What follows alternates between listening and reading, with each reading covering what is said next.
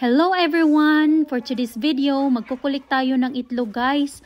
Medyo matagal-tagal din kaming wala dito sa farm. Kaya tingnan natin kung ilang itlog yung makulik natin for today. Tara, samahan nyo ako guys. So ayan, maglalakad muna tayo dito guys. Diyan sa may pula na building na yan, yan yung chicken coop namin. Diyan sila nangingitlog guys. So tara, tingnan natin. May bintana pala yung aming chicken ko para hindi naman gaanong madilim sa loob.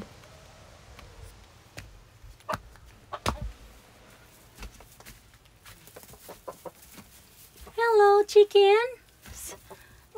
May isa dito guys. Harang daghana na guys. Ilang araw din kaming wala dito sa farm. Kaya marami ng itlog.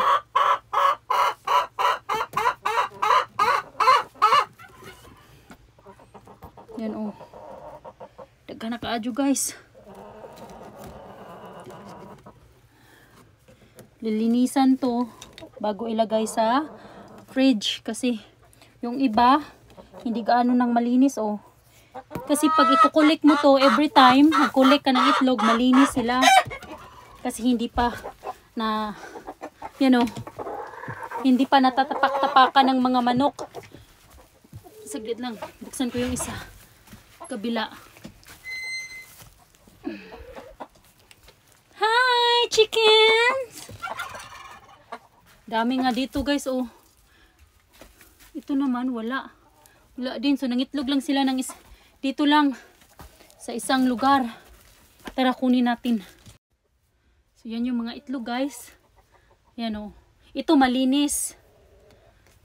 Yung broiler na itlog, yun yung hindi malinis kasi nga malaki yung mga paa nila at saka tumatapak sa kahit saan. Kaya muddy. So ito o, malinis. Hindi na ito lilinisan. Ipapasok na to sa fridge kaagad. So ayan o, ang dami pa guys o. So ayan, kunin natin.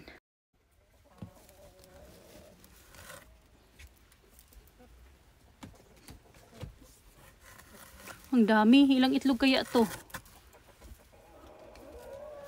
Dami guys. Bilangin natin. So bilangin natin guys. Yung nakulik natin na itlog. 1, 2, 3, 4, 5, 6, 7, 8, 9, 10, 11, 12, 13, 14, 15, 16, 17, 18, 19, 20, 21, 22, 23, 24, 25, 26. 26 eggs guys. So ayan guys, 26 eggs ang nakulik natin ngayong araw.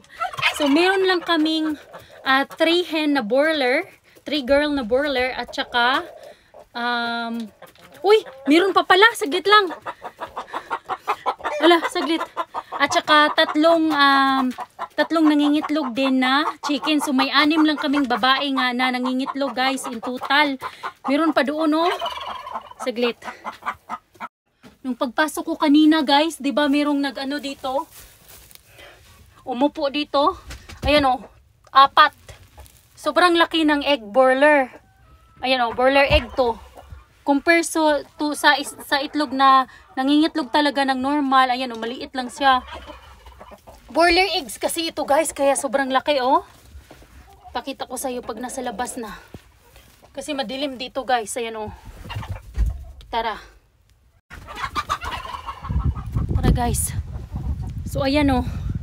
Ito na yung nakulik ko na itlog. So 26 plus 4. So 30. 30 eggs. Wow! Ayan. Marami na kaming itlog guys. Pwede na ring magbenta. Side hustle din yun, di ba guys?